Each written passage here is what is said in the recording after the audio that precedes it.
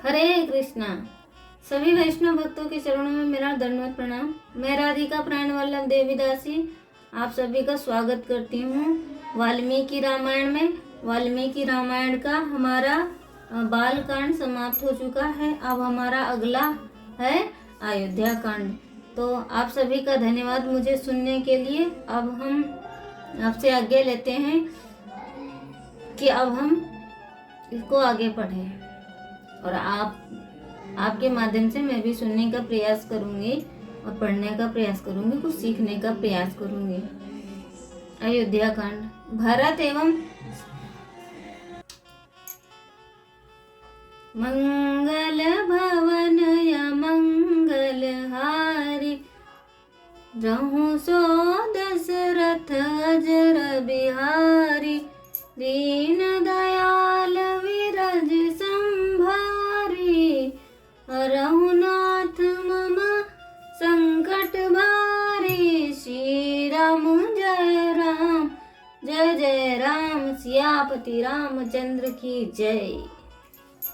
तो हमने मंगलाचरण पहले ही कर लिया है, तो अब हम पढ़ना स्टार्ट करते हैं। हरे कृष्णा। सभी वैष्णव भक्तों के चरण में कोटि कोटि दंडवत प्रणाम। अयोध्या कांड। भरत एवं शत्रुघ्न आनंद पूर्वक अपने मामा युधाजीत के संग कुछ समय तक रहे, जो उनकी उचित प्रकार से देख रेख कर रहे थे। इधर अयोध्या में राम अपने पिता के प्रिय पुत्र एवं संपूर्ण प्रजा के स्नेह पात्र बन गए।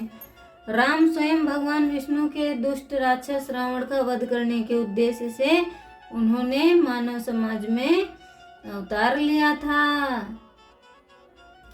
पूर्ण पुरुषोत्तम भगवान होने के नाते राम ने स्वयं को सर्व सद्गुणों के आगार के रूप में प्रस्तुत किया। राम का सुंदर शरीर देखने वालों के नेत्रों को पूर्ण संतुष्टि प्रदान करता था। राम ने एक साहसी एवं वीर क्षत्रिय की भूमिका निभाई, तथापि वे आत्मसंयमी, आत्मतुष्ट, ईर्ष्या रहित थे। उनके शब्दों तथा व्यवहार में विनम्रता थी। राम अन्यों के द्वारा की गई आलोचना का प्रतिकार नहीं करते थे तथा अल्प करुणा के प्रदर्शन द्वारा भी प्रसन्न हो जाते थे। वे सदैव क्षमाशील एवं अपने पद के प्रति नम्र थे। राम केवल पुण्यात्माओं एवं श्रेष्ठ बुद्धिमान व्यक्तियों की संगति स्वीकार करते थे। वे उदार थे तथा अतिथियों का स्वागत करने में अग्रणी थे। राम दृढ़ सत्यावलंबी थे एवं ब्राह्मणों को सम्मान करते थे। उन्हें प्रजा से स्नेह तथा प्रजा उनसे स्नेह करती थी। राम ने सदैव ही धार्मिक सिद्धांतों का अनुसरण किया और वे सभी शास्त्रों में पारंगत थे। वे युवा शक्ति के प्रतीक थे, चरित्र विश्लेषण में प्रवीण थे। वे अपराधियों को दंड देने में तथा परोपकारियों को पुरस्कृत करने में तत्पर थे। एक घुड़सवार एवं धनुर्धर के रूप में राम सबसे अग्रणी थे। वे महानतम रथ योद्धा भी थे। वस्तुतः राम तीनों लोकों के भगवान एवं काल नियंत्रक थे। राम तीनों लोकों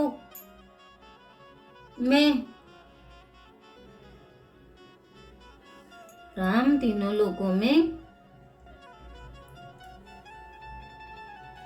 भगवान एवं काल नियंत्रक थे। वे महानतम देवताओं एवं दैत्यों द्वारा भी अजेय थे। महाराज दशरथ ने 60,000 वर्षों तक अपने राज्य पर शासन किया। वृद्धावस्था आने पर तथा श्रांति के कारण उन्होंने राजकाज से निवृत्त होने की इच्छा प्रकट की,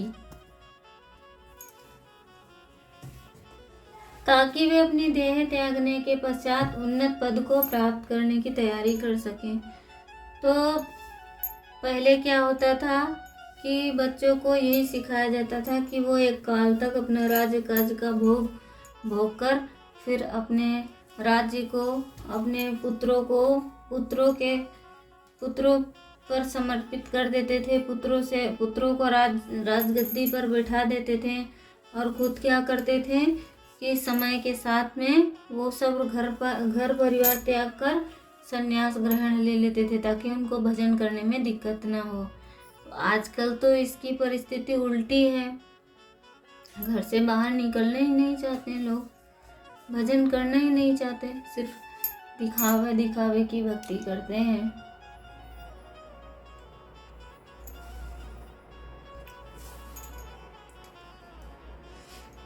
वे राम का राज्याभिषेक करना चाहते थे। जितना शीघ्र हो सके वे राम का राज्याभिषेक करना चाहते थे। इस उद्देश्य से महाराज दशरथ ने अपने मंत्रियों, सम्मानित नागरिकों और उपराजाओं की एक सभा आयोजित की, किंतु समयाभाव के कारण उन्होंने महाराज जनक एवं कैकेयी को औपचारिक निमंत्रण नहीं दिया, क्योंकि उन्हें उनके समर्थन का पूर्ण विश्वास था। तत्पश्चात जब सभी एकत्रित हुए तब महाराज दशरथ ने घोषणा की कि मैं अब खुद वृद्ध हो गया हूँ तथा यह राज सिंहासन मैं अपने ज्येष्ठ पुत्र राम को सौंपना चाहता हूँ, जो 27 वर्ष के हो चुके हैं। यह चैत्र का पवित्र मास है और कल से पुष्या का मंगल नक्षत्र आने वाला है। अतः उत्तराधिकारी के रूप में राम के राज्याभिषेक के लिए आप सभी की स्वीकृति के पश्चात कल से उत्सव की तैयारियां आरंभ की जा सकती हैं। वहां एकत्रित सभी मंत्री, राजा तथा नागरिक महाराज दशरथ के प्रस्ताव की सराहना करने लगे। उन्हें राम को अतुलनीय गुणों वाले एवं स्वयं भगवान विष्णु के समान बताते हुए उनका गुणगान किया। तब महाराज दशरथ प्रसन्न एवं चिंता मुक्त हुए। सभी के चले जाने के पश्चात उन्होंने वशिष्ठ मुनि को राज्याभिषेक उत्सव के लिए आवश्यक प्रबंध करने के लिए निवेदन किया। तब वशिष्ठ ने मुख्यमंत्री सुमंत्र को नगर की भव्य सजावट की व्यवस्था तथा अन्य प्रबंध करने की आज्ञा दी, ताकि अगले दिन शीघ्र ही उत्सव आरंभ हो सके। तत्पश्चात महाराज दशरथ ने राम को राज्यसभा में बुलवाया। राम शीघ्र ही राजसभा में अपने पिता के समक्ष पधारे। अपने पिता के पास पहुंचकर राम ने हाथ जोड़कर आदर प्रकट किया, तब उन्हें दंडवत प्रणाम किया। तब महाराज दशरथ ने अपने पुत्र को उठाकर प्रेम पूर्वक उनका आलिंगन करते हुए कहा, मेरे प्रिय राम, अब मैं वृद्ध हो गया हूँ तथा थक चुका हूँ। तो जो दशरथ हैं भगवान राम से क्या कहते हैं कि मेरे प्रिय राम, अब मैं थक चुका हूँ, अब मैं थक चुका हूँ।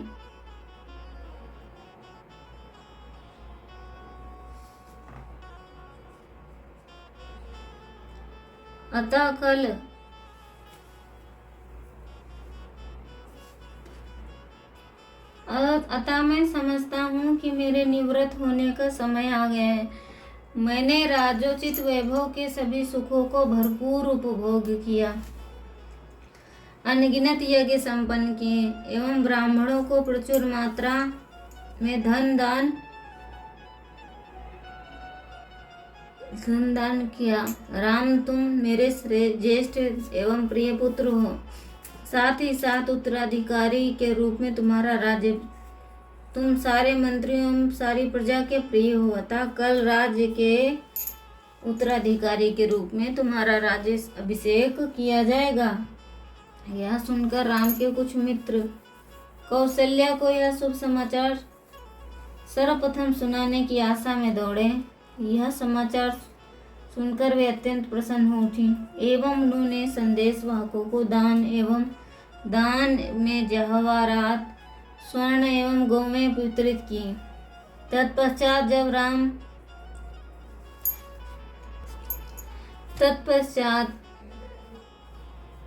जब राम अपने महल में लौटे तब मार्ग में उत्साहित प्रजा का जनसमूह उनका अभिवादन करने में उमड़ पड़ा। इस बीच महाराज दशरथ अल्प विश्राम करने अपने भीतरी कक्ष में गए। जैसे ही वे निद्रा मग्न हुए उन्हें बार बार अशुभ स्वप्न दिखने लगे। वे चौंक कर जाग गए और उन्हें तुरंत सुमंत्र ने कहकर राम को बुलाया। राजा को शंका होने लगी कि उनके पुत्र के सुनियोजित राज्याभिषेक में कोई विघ्न आने वाला है। यह सुनकर कि उनके पिता ने उन्हें बुलवाया, राम को शंका हुई। वे शीघ्रता पूर्वक अपने पिता के महल की ओर बढ़े एवं उनके कक्ष में जाकर उन्हें बुलवाए जाने का कारण पूछा। राजा दशरथ ने राम का आलिंगन करते हुए कहा, मेरे प्रिय राम, तुम्हारा राज्याभिषेक देखने के अतिरिक्त मेरे जीवन की सभी इच्छाएं पूर्ण हो चुकी हैं। तो राजा दशरथ राम से कहते हैं कि मेरे प्रिय राम, तुम्हारा राज्याभिषेक देखने के अलावा मेरी कोई अन्य इच्छा नहीं है।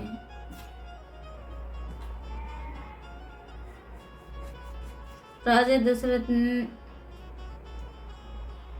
किंतु दुर्भाग्य से सूर्य, मंगल एवं राहु के प्रभाव के कारण ज्योतिषी की दृष्टि से यह अवधि मेरे लिए अत्यंत अशुभ है।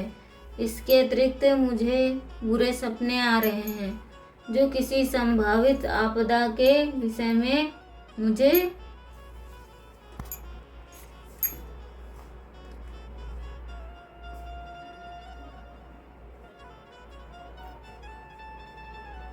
सोचने पर विवश कर रहे हैं। अतः मैं शीघ्र ही इस कार्य को पूर्ण करना चाहता हूँ। मैं चाहता हूँ कि राज्याभिषेक का उत्सव तुम्हारे भाइयों भरत एवं शत्रुघ्न की अनुपस्थिति में ही प्रारंभ कर दिया जाए। तुम्हें और सीता को शुद्धिकरण के लिए आज ही रात्रि उपवास रखना चाहिए। फिर कल प्रातः स्वयं राज्याभिषेक के लिए तैयार हो रखना। जब कोई आपत्ति आने वाली होती है तो पिता को पता चल जाता है कि कोई आपत्ति आने वाली होती है। तो इसीलिए राजा दशरथ को मतलब बुरे बुरे सपने आ रहे थे अपशकुन वाले। तो वो कहते हैं कि मैं चाहता हूँ कि तुम्हारे भाइयों की अनुपस्थिति में ही ये तुम्हारा अभिषेक हो। तो कहते हैं कि तुम ना रात्रि में उपवास रखना चाहिए। फिर कल प्रातः स्वयं को राज्याभिषेक के लिए तैयार रखना। अगले दिन की योजना के विषय में सीता को समुचित करने के लिए राम अपने महल में गए। जब उन्होंने उन्हें वहां नहीं पाया तब वे कौशल्या के कक्ष में गए। उन्होंने देखा कि सीता राम के सौभाग्य के लिए घर में प्राण प्रतिष्ठा भगवान नारायण के शिव विग्रह से श्वास अवरोधित किए तथा आधे नेत्र बंद किए मौन बैठकर प्रार्थना कर रही थी। कौशल्या जो लक्ष्मण एवं सुमित्रा के साथ थी, राम को देखकर उनका अभिवादन करने उठी। राम ने उनसे कहा, हे माता, पिताश्री अपने सिंहासन के उत्तराधिकारी के रूप में मेरा राज्याभिषेक करना चाहते हैं। अश्रुपूर्ण नेत्रों में कौशल्या ने उत्तर दिया, मेरी तपस्या व्यर्थ नहीं हुई। तुम एवं सीता दीर्घ काल तक सुख पूर्वक जीवन व्यतीत करो। प्रसन्न मुद्रा में राम अपने भ्राता लक्ष्मण की ओर मुड़कर बोले, भ्राता, तुम्हें शासन कार्य में मेरा साथ देना होगा क्योंकि तुम दूसरे राम के समान हो। वस्तुतः तुम्हारे बिना मैं राजोचित वैभव अथवा जीवन में किसी भी सुख को पाने की कल्पना भी नहीं कर सकता। तो भगवान जो होते हैं ना, वो अपने भक्तों का ही सारा श्रेय देते हैं, कभी कुछ किसी चीज़ का श्रेय नहीं लेते हैं। जैसे किसी राक्षस को मारना तो किसी को निमित्त मात्र बनाते हैं कि इन्होंने मारा है, इन्होंने इसका वध किया है। तो ऐसे ही राम सारा श्रेय किसको दे रहे हैं? लक्ष्मण को। कहते हैं कि तुम मेरे साथ ही रहो।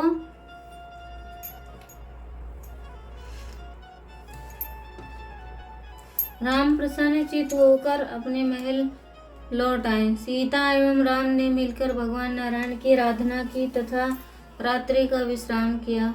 इस बीच नगर की प्रजा हर्ष से आगामी उत्सव की तैयारी में लग गई। अयोध्या के मार्ग सुगंधित जल से धोए गए एवं उन पर सुगंधित पुष्प बिछाए गए।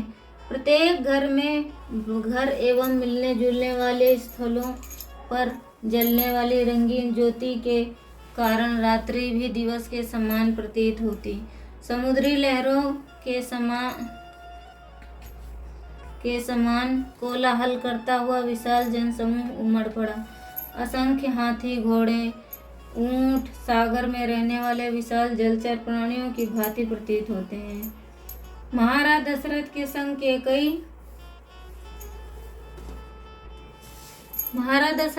कैकेयी के विवाह के समय उनके पिता कैकेयी राज अश्वपति ने अपनी पुत्री कैकेयी के साथ मंथरा नाम की एक कुबड़ी दासी को भेजा था। वस्तुतः मंथरा एक अप्सरा थी जो देवताओं द्वारा पृथ्वी पर रावण के वध में सहायता करने हेतु नियुक्त की गई। राम का राज्याभिषेक होने से एक रात्रि पूर्व मंथरा महल की छत पर जा पहुंची। वहां से उसने अयोध्या नगरी को भव्य रूप में सुसज्जित तथा मार्गों पर आनंद मग्न प्रजा के विशाल जनसमूह को देखा। यह सब देखकर आश्चर्यचकित मंथरा ने राम की पूर्व परिचारिका से पूछा, यह सब किस महान उत्सव हेतु किया जा रहा है? कौशल्या इतनी प्रसन्न क्यों है और वे ब्राह्मणों को उदारता पूर्वक दान क्यों दे रहे हैं? तो उस परिचारिका ने प्रसन्नता पूर्वक उत्तर दिया, कल पुष्य नक्षत्र का मंगल मुहूर्त आने वाला है। सुअवसर का लाभ लेते हुए महाराज दशरथ ने अपने राज सिंहासन के उत्तराधिकारी के रूप में राम का राज्याभिषेक करेंगे। इन अनपेक्षित समाचार ने मंथरा के ईर्ष्यालु हृदय को भेद दिया। वे इस राजा द्वारा रचा गया षड्यंत्र समझकर वह अकस्मात क्रुद्ध हो उठी एवं कैकेयी को ढूंढने लगी। अपनी स्वामिनी को शांति पूर्वक सैया पर लेटे देखकर आश्चर्यचकित मंथरा बोली, उठो उठो उठो उठो ना समझ, क्या तुम इस उपद्रव को नहीं देख सकती जो तुम्हारा नाश करने वाला है? क्या तुम इस उपद्रव को नहीं देख सकती? क्या तुम अपने पति के मधुर जाल में इस प्रकार फंस गई हो? आंखें के सामने जो कुछ घट रहा है तुम्हें उसका ज्ञान ही नहीं है। कैकेयी ने अनभिज्ञता पूर्वक उत्तर दिया कि उसे अपने पति के कार्य में कोई दोष नहीं दिखाई पड़ता। इससे मंथरा और अधिक क्रोधित हो उठी। चित्ताकर्षण वक्तव्य कला की निपुण मंथरा ने कैकेयी से इस प्रकार बोला। अंततः कैकेयी को अपने पति पर संदेह होने लगा। कैकेयी की हितैषी बनने का स्वांग करती हुई मंथरा ने आगे बोला, निश्चय ही तुम अपने पति द्वारा राज्य के उत्तराधिकारी के रूप में राम का राज्याभिषेक किए जाने की योजना से अवगत हो। क्या तुम्हें अपने पति का छल नहीं दिखाई देता? उन्होंने भरत को इसलिए बाहर भेज दिया ताकि वे एक बार राम के राजा बन जाने पर तुम्हारे पुत्र को कष्ट सहना होगा और तुम भी पीड़ा के भार से दब जाओगी। क्योंकि मैं आपके ऊपर आश्रित हूँ, अतः आपका सौभाग्य ही मेरा सौभाग्य है। इससे पहले कि देर हो जाए मुझे शीघ्र ही कुछ सहायता करने दें। आप अपने पुत्र भरत की एवं स्वयं की सुरक्षा हेतु शीघ्र ही कोई कार्य करें। अपनी दासी के द्वारा इस प्रकार साहस पूर्वक बोलने पर कैकेयी को आश्चर्य हुआ। उन्होंने उत्तर दिया, राम को सिंहासन सौंपे जाने पर की बात सुनकर मैं प्रसन्न हुई। समाचार को सुनने के लिए मेरी ओर से रत्न स्वीकार करो और तुम अपनी स्वेच्छा से कुछ भी मांग सकती हो। कैकेयी ने एक बहुमूल्य रत्न मंथरा के हाथ में रख दिया, किंतु दासी ने उसे स्वीकार कर लिया। परंतु मंथरा क्रोध से बोली, यह देखकर मैं आश्चर्यचकित हूँ कि आप विनाश की पूर्व संध्या पर आनंद मना रही हैं। राम के चयन के लिए भरत को हटाया जाना आपके लिए अपमानजनक है। आप सोच सकती हैं कि तुम दशरथ को प्रिय हो, परंतु वास्तविकता तो यह है कि राजा कौशल्या से ही अधिक प्रेम करते हैं। क्या आपको अपमान का आभास नहीं हो रहा? आपको लग रहा है कि आप सुखी हैं?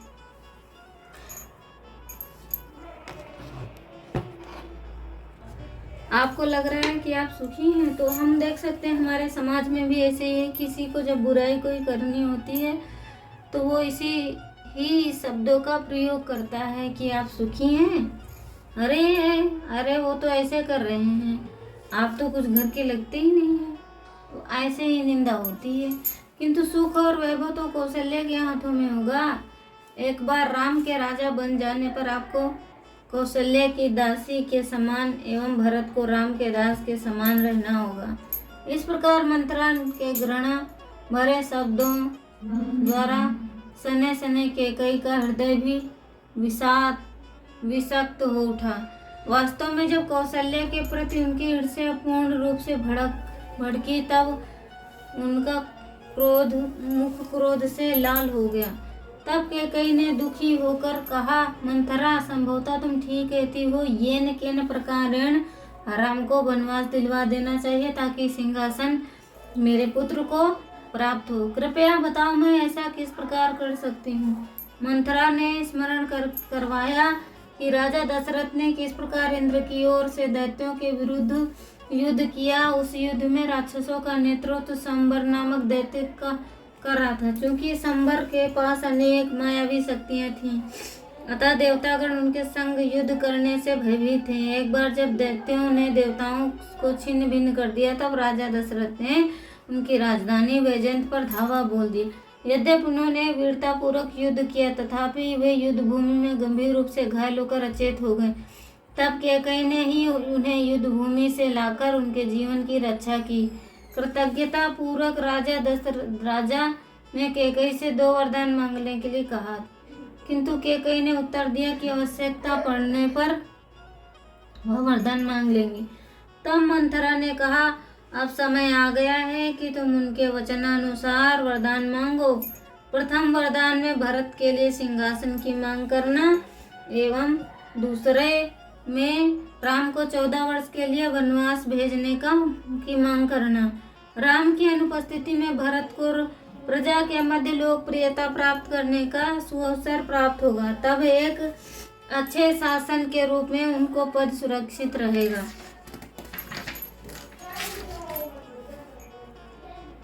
आगे मंथरा ने कैकेयी को सिखाया, को भवन में जाओ और अपने बहुमूल्य गहने आभूषण एवं राजोचित वस्त्र को उतार कर गंदे वस्त्र धारण कर ठंडे फर्श पर लेट जाओ। जब महाराज दशरथ तुमसे भेंट करने आए तब मौन रहना, किंतु चिंता मत करना। तुम्हारे प्रति उनकी आसक्ति इतनी अधिक है कि वे तुम्हें उदास देख नहीं सकते। तो जब इंसान को पता चल जाता है कि हमारे प्रति आसक्त हैं तो और ज़्यादा सताते हैं, और ज़्यादा दुखी करते हैं कि अरे ये तो हमारे अंडर में ही है, इनको चाहे जितना मैं कुछ भी परेशान करूं, ये हमें छोड़ के थोड़ी न जाएंगे, ये हमारी ही है। तो इसी प्रकार उनको भड़का रही है मंथरा कैकेयी को कि राजा दशरथ तुमसे बहुत अधिक स्नेह करते हैं, तो तुम ये करो तो इसे वो मान जाएंगे। तुम सुखी रह देखने के लिए कुछ भी कर सकती हो, केवल तुम्हें इतना ध्यान रखना होगा कि मन में तुम्हारी इच्छा दृढ़ बनी रहे। अपने पुत्र को सिंहासन दिलवाने के अतिरिक्त अन्य किसी बात से संतुष्ट मत होना। उन्हें स्वर्ण जवाहरात आदि वस्तुओं से ना बहलाने देना। केवल उन्हें 2 वरदानों के वचन का स्मरण कराते रहना। जब वे सहमत हो जाएं तो तुम कहना कि तत्काल ही भरत का राज्याभिषेक किया जाए एवं राम को वनवास के लिए भेजा जाए। क्योंकि अब तक कैकेयी का स्थिर हृदय पूर्ण रूप से ईर्ष्या एवं लोभ के अधीन हो चुका था।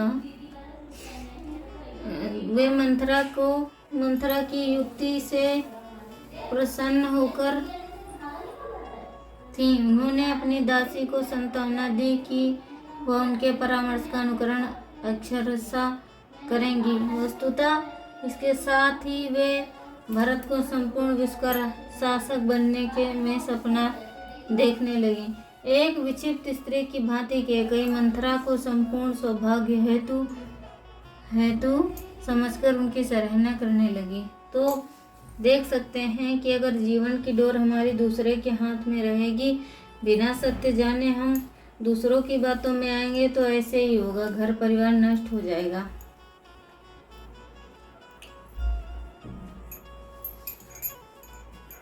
उसको इस तरह ना। तो उन्होंने कहा, मेरी प्रिय मंथरा, यद्यपि कुमड़े सामान्यतया पापी होते हैं, किंतु तुम तो बुद्धिमान एवं सम्मान के योग्य हो।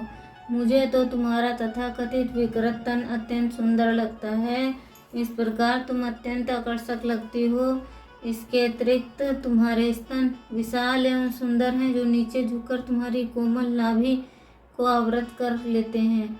तुम्हारे नितंब आकर्षक हैं एवं जंघाएं चिकनी एवं सुंदर आकृति वाली हैं। कांति में रेशमी वस्त्रों में तुम दीप्यमान प्रतीत होती हो।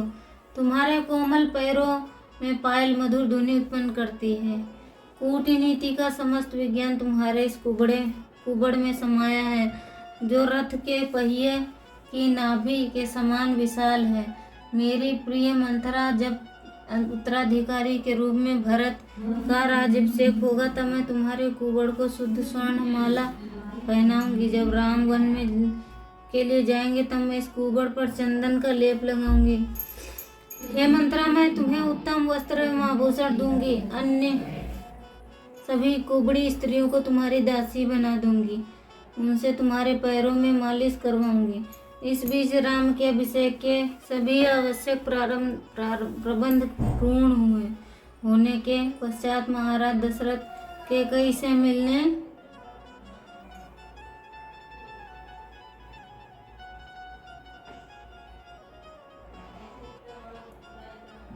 अन्य सभी कुबड़ी स्त्रियों की दासी बना देंगे। तो उनसे मिलने गए, अपने महल की ओर मुड़े। जब दशरथ ने कैकेयी को उनके कक्ष में ना पाया, तब वे आश्चर्यचकित हुए होकर सोचकर कि कहीं आसपास ही होगी। राजा उन्हें पुकारने लगे, किंतु कोई उत्तर न मिलने पर उन्हें संदेह होने लगा, क्योंकि इससे पूर्ण महाराज को सूचित किए बिना किसी भी भवन छोड़कर नहीं गई। अंततः एक सेवक से पूछने पर महाराज को पता चला कि कैकेयी कोप भवन में चली गई हैं।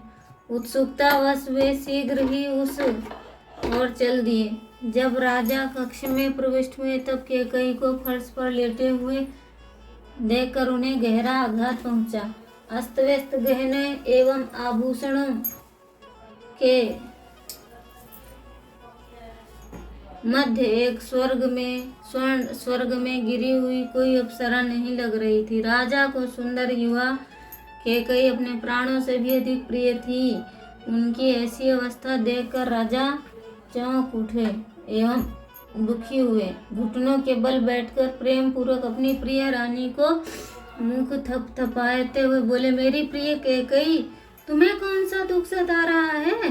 तुम्हारी उदासी का कारण क्या है? जो कुछ भी हो उसके निवारण है तुम मुझे हर प्रकार से तैयार जानना। क्या मैं तुम्हारी ध्यान नहीं रखता? क्या अन्य रानियां से तुम्हारा कोई झगड़ा हुआ है? क्या किसी ने कुछ ऐसा किया कि जिससे तुम्हें क्रोध आ गया? मेरी प्रियतमा, जानो कि मैं तुम्हारे नियंत्रण में हूँ। तुम्हें प्रसन्न करने के किसी भी प्रयास को मैं अनदेखा नहीं कर सकता। कृपया यह स्पष्ट करो कि तुम्हें किस प्रकार बात का दुख है। मैं तुम्हारा दुख उसी प्रकार दूर कर दूंगा जैसे उदय होता हुआ सूर्य प्रातःकालीन कोहरे को लुप्त कर देता है। कामदेव के प्रेम बाणों से वेधित महाराज दशरथ भावनात्मक उद्वेगों से के अधीन थे।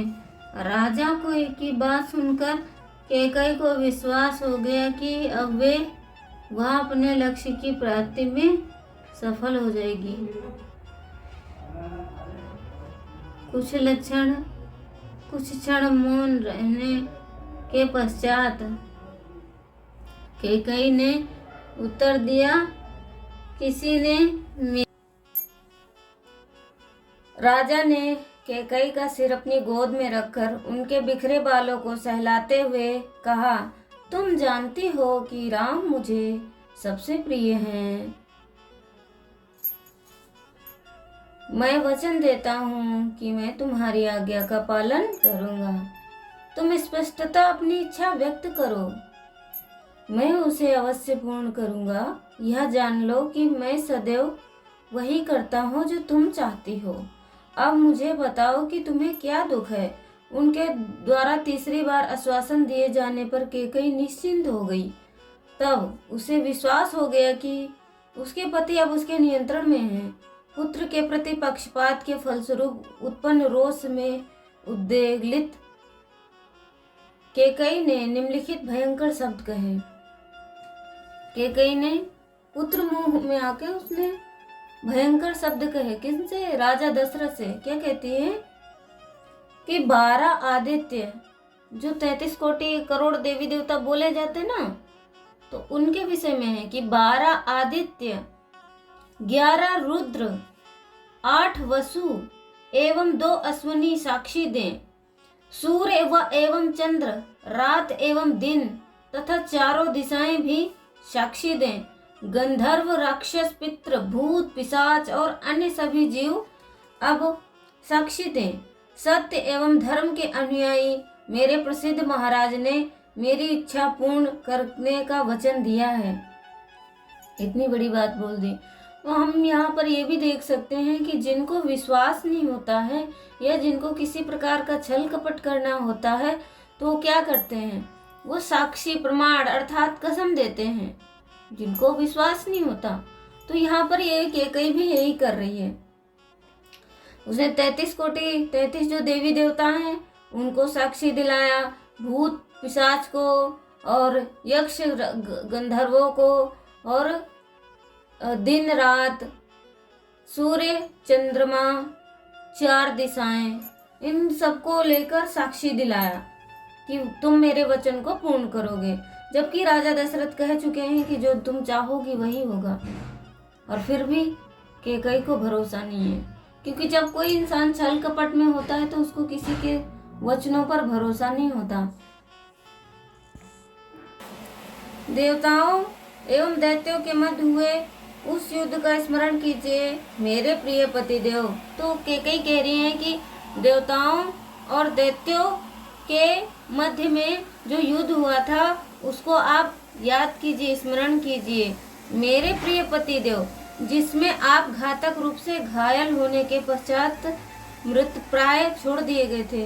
तो हम यहाँ पर ये देख सकते हैं कि जब किसी को बदला लेना होता है ना, तो वो क्या करता है कि जो उसने अपना एहसान किया होता ना, तो वो एहसान उस समय व्यक्त करता है। पहले वचन ले लगा, फिर बोलेगा कि उस फलाने टाइम पे हमने आपकी सहायता की थी, तो आपने कहा था कि आप मांगो, तो उन्होंने कहा था कि समय आने पर लूंगी, तो फिर अब समय आया है। तो इसी समय पे कैकेयी उनको याद दिला रही थी कि जब दैत्य और देवताओं में युद्ध हुआ था तब आप घातक रूप से घायल हो गए थे और घायल अवस्था में ही ऐसे छोड़ दिए गए थे। आपको स्मरण होना चाहिए कि मेरी सेवा के द्वारा आपके जीवन की रक्षा हुई थी।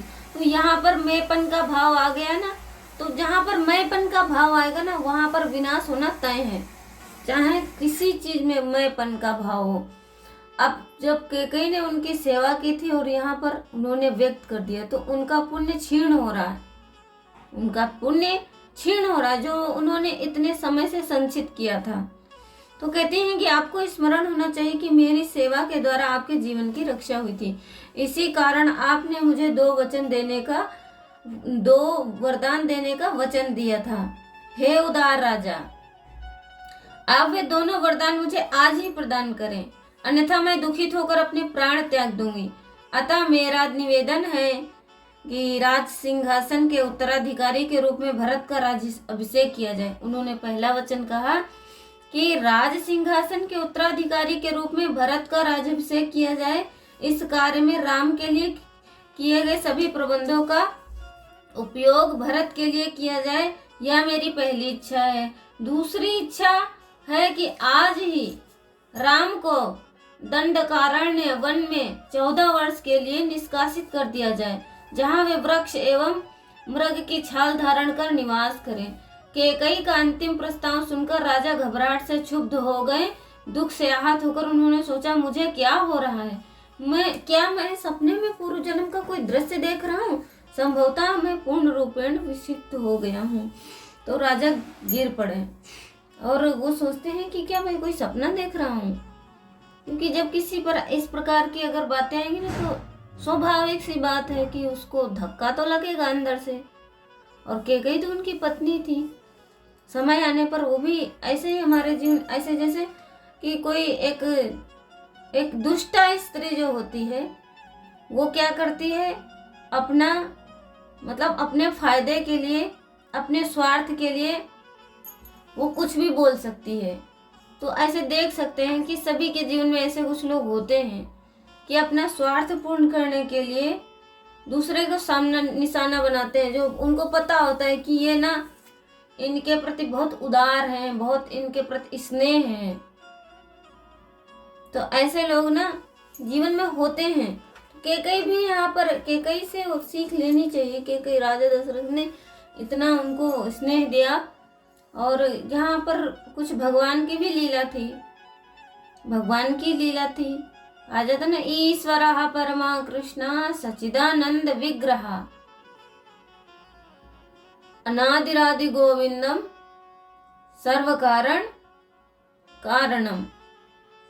तो सभी चीज के कारण कौन है? भगवान है।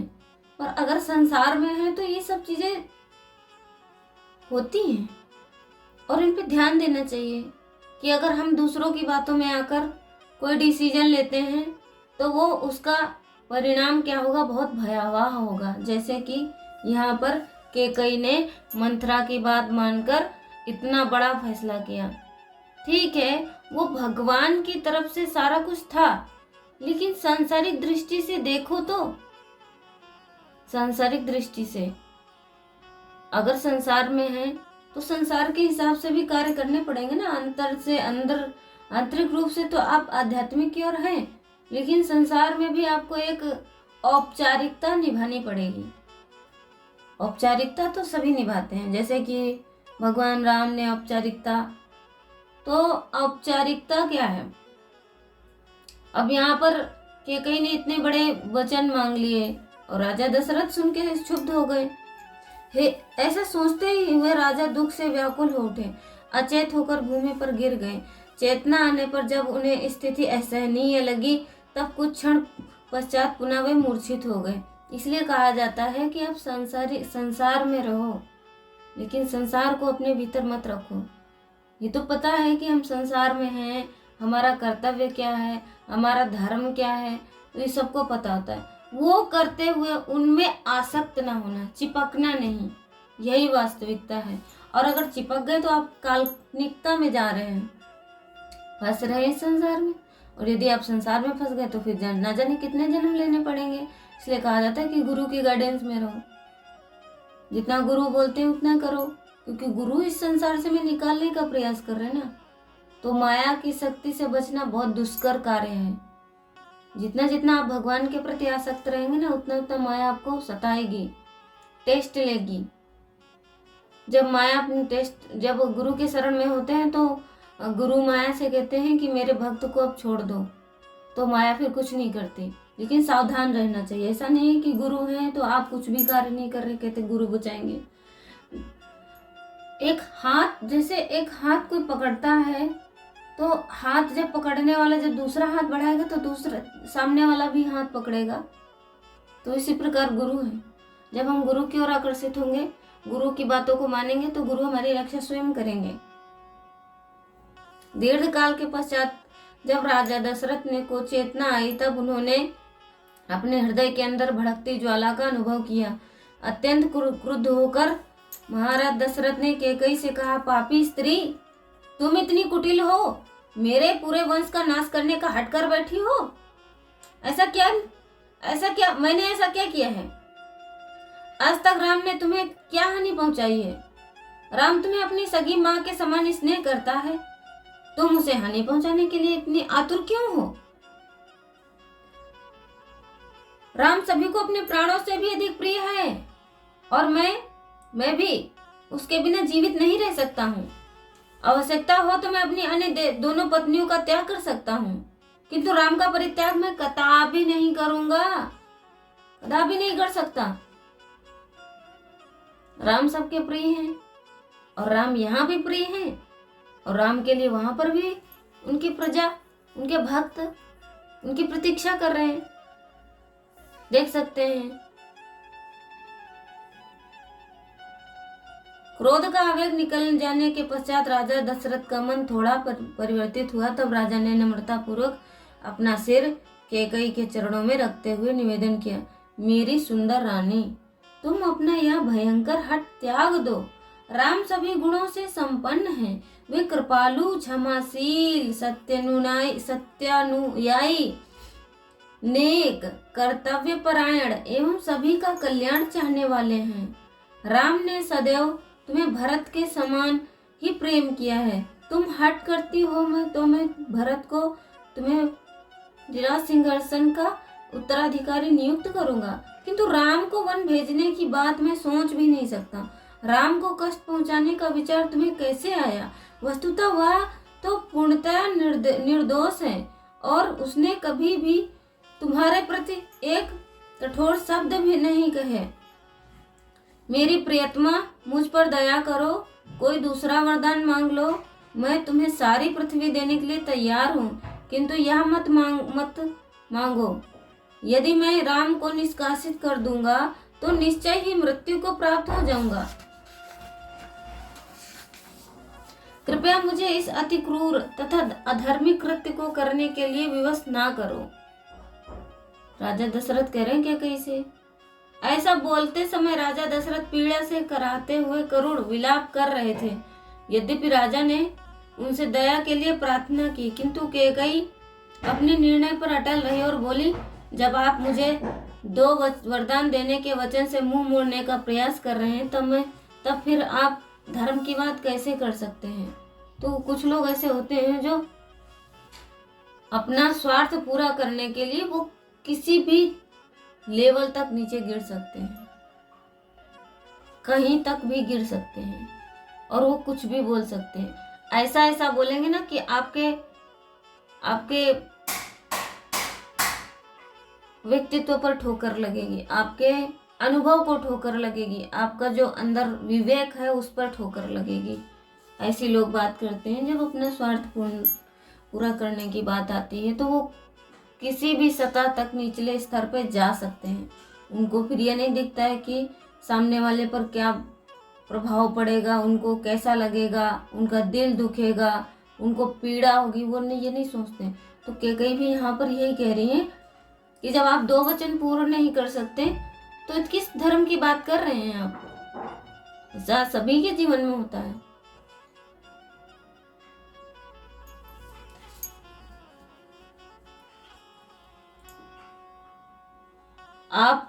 आपने दृढ़ प्रतिज्ञा की है और मैं यह कभी नहीं भूलूंगी। जब शिबी का स्मरण कीजिए, जिन्होंने कबूतर की रक्षा की प्रतिज्ञा पूर्ण करने के लिए अपना मांस बाज को दे दिया था। यदि आप अपने वचन से मुंह मोड़ लेंगे तो आपके समूचे वंश पर कलंक लग जाएगा। आप अपने वचन से मुंह मोड़ लेंगे तो आपके समूचे वंश पर कलंक लग जाएगा। अतः किसी भी परिस्थिति में आपको अपना वचन अवश्य निभाना चाहिए। तो कैकेयी यहाँ पर ये याद दिला रही जैसे कि हम किसी से वचन करते हैं और उस वचन को अगर पूर्ण नहीं करते हैं तो पूरे वंश पर कलंक लगता है, पूरे वंश पर कलंक लगता है अगर आप किसी से वचन कर बैठे हैं। तो आजकल की तो जनता सामान्य है, 1 सेकंड में वचन देती है, अगले सेकंड में वो वचन तोड़ देती है। नॉर्मल सी बात। इसलिए इंसान इतना दुखी है क्योंकि वो वचन पे वचन दे रहे हैं, तोड़ रहे हैं। तो ये कहाँ जाएगा? जाएगा ना। एक व्यक्ति की वजह से पूरा परिवार शोकाकुल होता है, दुख भोगता है, तकलीफ में रहता है, क्योंकि वो अपने वचन नहीं पूर्ण किए। तो उसके वचन का प्रभाव, जो उसने अपराध किया, उसको पूरा परिवार भुगतता है। वो तो भुगतता ही है।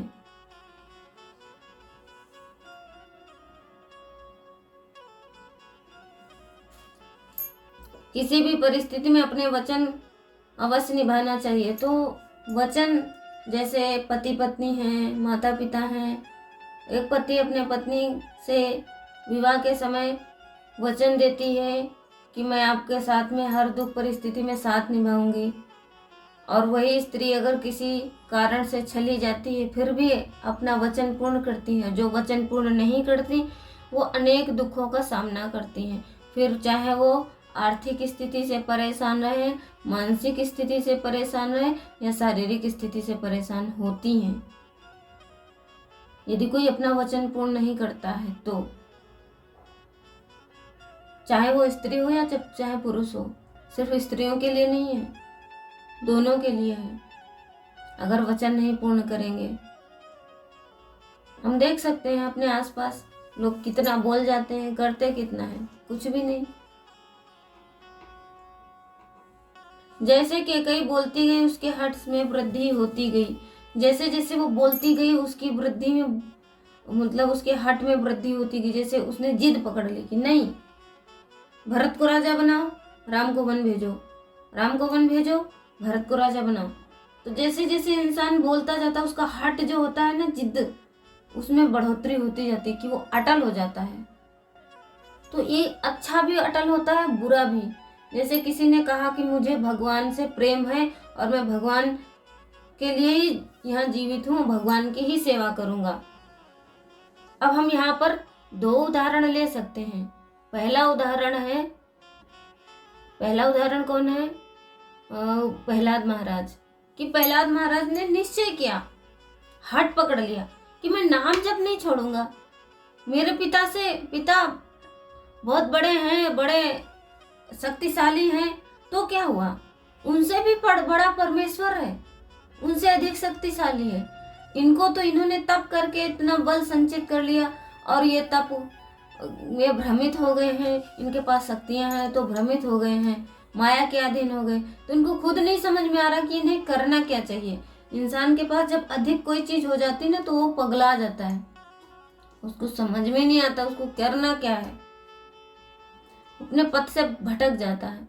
तो प्रहलाद महाराज ने निश्चित किया, उनके पिता ने उनको सांप की एक कोठरी में बंद किया, तो उन्होंने कहा कि अगर ईश्वर की इच्छा है तो मैं यहाँ पे आराधना करूंगा।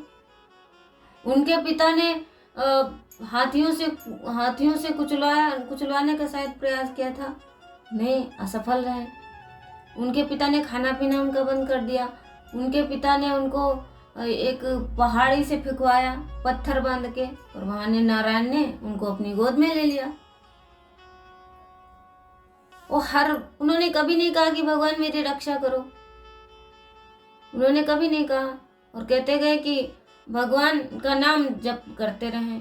और से ध्रुव महाराज ने भी हट पकड़ लिया कि मुझे भगवान से बात करनी है, तब किया उन्होंने, और 6 महीने के अंदर ही भगवान ने उनकी सेवा को स्वीकार किया। तो हट होता है हर चीज का, दोनों, एक नकारात्मक हट होता है, एक सकारात्मक।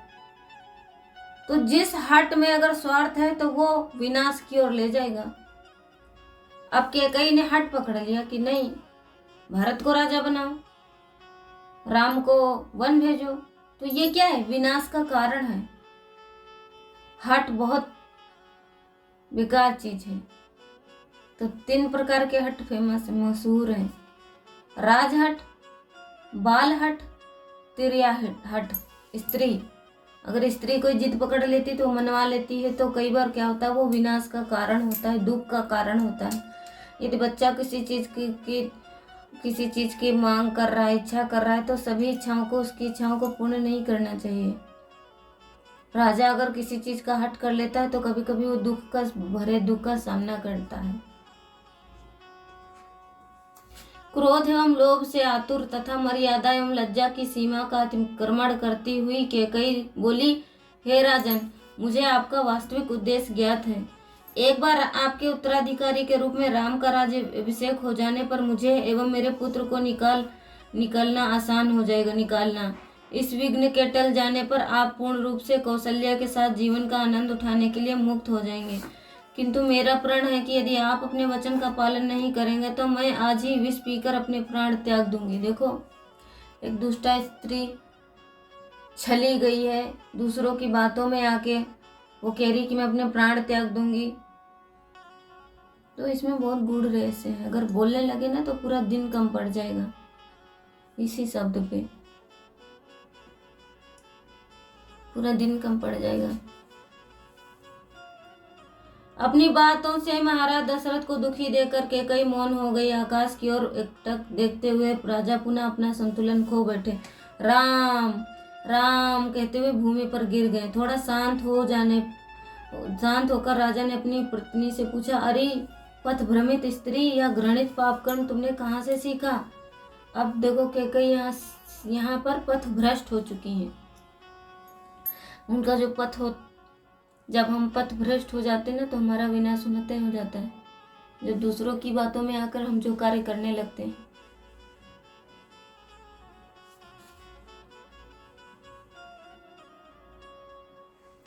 तो राजा दशरथ कह रहे हैं कि अरे पथभ्रष्ट स्त्री, यह घृणित कार्य तुमने कहाँ से सीखा?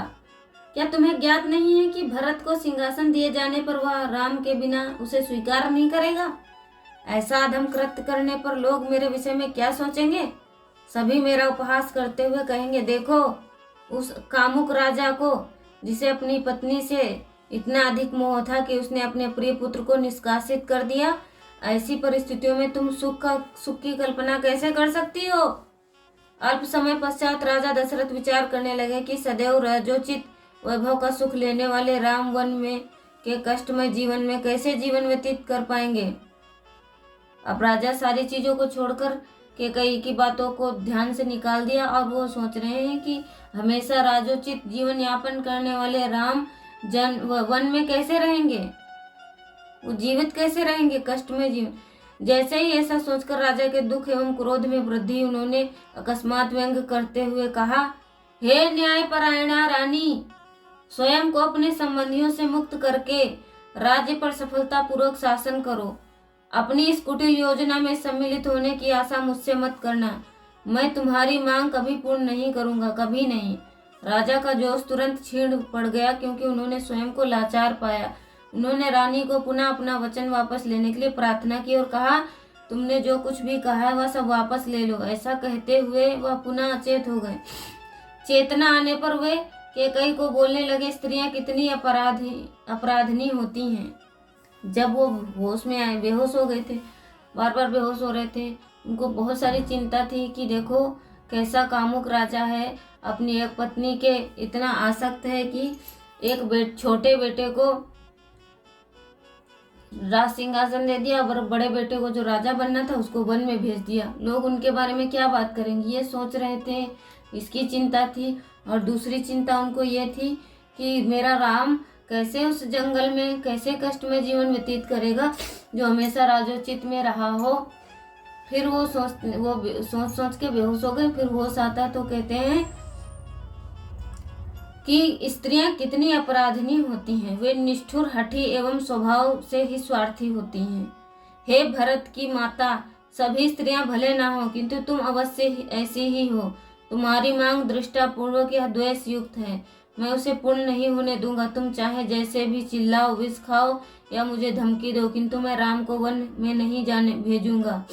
राजा दशरथ ने नेत्र विलाप करने से लाल हो गए, स्वर सुनने में करुणाजनक हो गया, किंतु केकई पर तनिक भी प्रभाव नहीं पड़ा। तो कभी कभी क्या होता है कि जब एक स्त्री हट कर लेती है या पुरुष हट कर लेता है कि मुझे तुम्हारे साथ में नहीं रहना या तुम्हारे साथ ये नहीं करना, तो वो स्त्री या पुरुष उसके सामने रो रो के पूरी आंखें उसकी लाल हो जाती हैं और वो इतना दुखी होता है, रोता रहता है, लेकिन सामने वाले पर तनिक भी प्रभाव नहीं पड़ता। उसको लगता है कि ये तो ऐसे ही हैं, ऐसे ही रो रहे हैं। पर उसके सामने जाके देखो कि क्या प्रभाव पड़ता है उस पर, कि भावनाएं, उसकी भी तो भावनाएं जिस प्रकार आपने हट करके बैठी हैं उसी प्रकार उनके अंदर भी तो भावनाएं हैं। वो तो राजा हैं, उनको तो पूरा समाज लेके चलना है।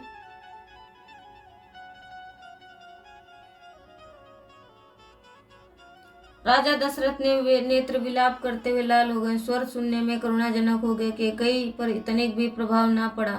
उन्होंने बारंबार केकई से प्रार्थना की, परंतु सब व्यर्थ। तो जब कोई क्रोध में होता, हट कर बैठता, उसके आगे आप प्रार्थना भी कितनी भी करोगे, लेकिन वो टस से मस नहीं होने वाला। सब व्यर्थ हो जाएगा। आपकी प्रार्थना, आपकी दया, आपकी करुणा, आपका शोक सब व्यर्थ है उसके सामने। उसके हठ ही विजय प्राप्त कर लेता है। जब कहते हैं ना विनाश काले विपरीत बुद्धि, जब किसी का विनाश होने वाला होता है ना, तो वो ऐसे ही हट करता है, ऐसे ही हट करता है। वो किसी के समझाने पर भी नहीं समझेगा। वो प्रसन्न किस प्रकार होगा जब उसका हट पूर्ण किया जाएगा, और फिर उस हट में चाहे भले ही उसकी मृत्यु हो जाए, पर उसमें वो प्रसन्न रहेगा। तो ये माया भरा लोभ है।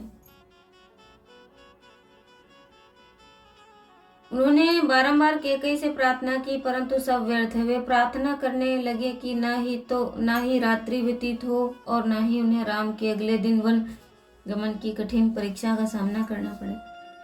अब वे प्रार्थना करने लगे कि रात्रि ही ना हो, न भरत को राज्य मिले और न राम वन को जाए। इस अंततः राजा दशरथ को यह अनुभव हुआ कि कैकेयी अपने निर्णय के प्रति अडिग है। वे निराश होकर पुनः मूर्छित हो गए।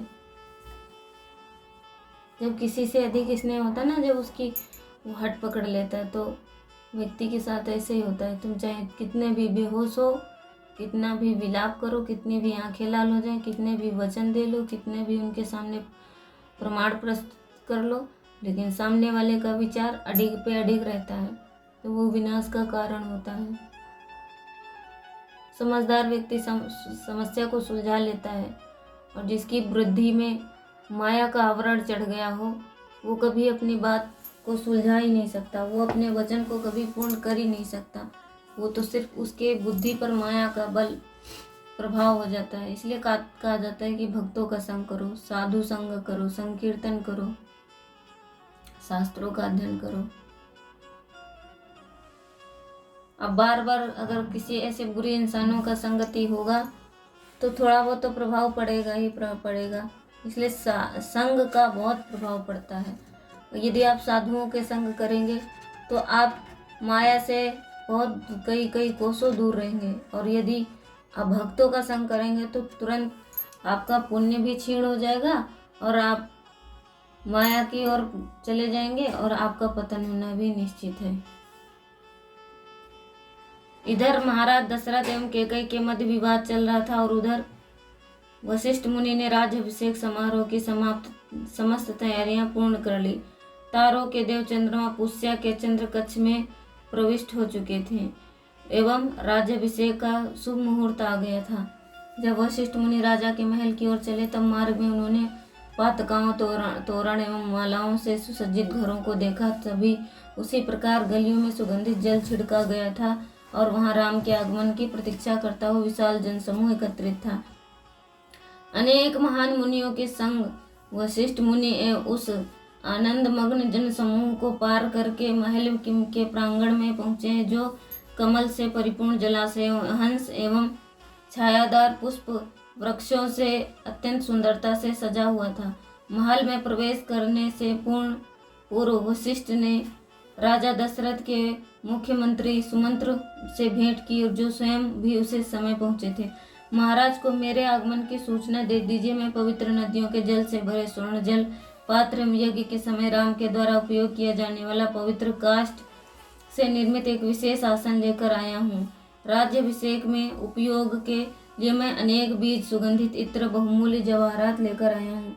मैंने मधु, दधि, वृक्ष मूल, घृत, दुग्ध, मसाले, पुष्प, पवित्र घास की पत्तियां, सूखे धान तथा अन्य समस्त सामग्री एकत्रित कर ली। अब 8 कुमारी कन्याएं, भव्य हाथी, 4 घोड़ों वाला एक सुंदर रथ, एक विशेष तलवार, एक धनुष, कहारों के साथ पालकी, एक छतरी जो चंद्रमा के समान है, एक जोड़ा चांवर, बैल एवं शेरों की नक्काशी से सुसज्जित सिंहासन लेकर आया हूँ। यज्ञ के लिए आवश्यक प्रत्येक सामग्री एकत्रित कर ली गई है। अतः राजा से जाकर कहिए कि वे राम को लेकर आएं, ताकि पुष्या नक्षत्र में पूर्ण रूप से चंद्रमा के प्रवेश करते ही समारोह आरंभ हो जाए। राजा के कक्ष में प्रवेश करते ही सुमंत्र वहां गए जहां दशरथ एवं कैकेयी बैठे थे। राजा एवं उनकी पत्नी के मध्य घटित घटना से अनभिज्ञ सुमंत्र प्रसन्न मुद्रा में थे। सदा के लिए सुख से वंचित कर दिए गए।